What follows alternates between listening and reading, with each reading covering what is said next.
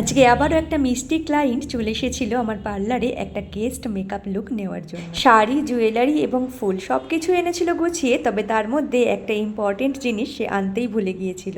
তো পরে বলছি তোমাদের সেটা কি ছিল। তো প্রথমেই আমি যেটা করি, ওর শাড়িটাকে আমি আর্ট পরে করে ওর পছন্দ অনুযায়ী ওর কাছ থেকে জেনে নিয়ে শাড়িটাকে ড্র্যাপিং করে নিই এবং স্কিন প্রিপারেশনটা করে নিই খুব সুন্দরভাবে, এবং তারপরেই চলে যাই কারেক্টিং। কথা বলতে বলতে যখন আমার ক্লায়েন্ট আমাকে বলে যে ঘামের সমস্যা আমার একেবারেই হয় না, এই গরমে যেখানে মেকআপকে টিকিয়ে রাখা অনেকটা কঠিন হয়ে দাঁড়াচ্ছে, সেখানে যদি ক্লায়েন্টের ঘামের প্রবলেমটা না থাকে তো সেখানে আমাদের আনন্দের আর সীমা থাকে। তো যাক, নিশ্চিন্ত মনে এবার আমি ওর বেসটাকে রেডি করে ফেললাম। চুলটাকে আজকে আগে বেঁধে নিয়েছিলাম, সিম্পল একটা বান করে নিয়েছিলাম, সামনে একটু এস করে রেখেছিলাম সাইড পার্টিশন করে, জুঁই ফুলের একটা মালা দিয়ে সুন্দরভাবে ডেকোরেশন করে নিয়েছি। এবার চলো তোমাদের সাথে ইম্পর্টেন্ট কিছু কথা শেয়ার করে নিই। খুব তাড়াতাড়ি বড় আন্দুলিয়াতে আমি একটা সেলফ মেকআপের ক্লাস শুরু করতে চলেছি।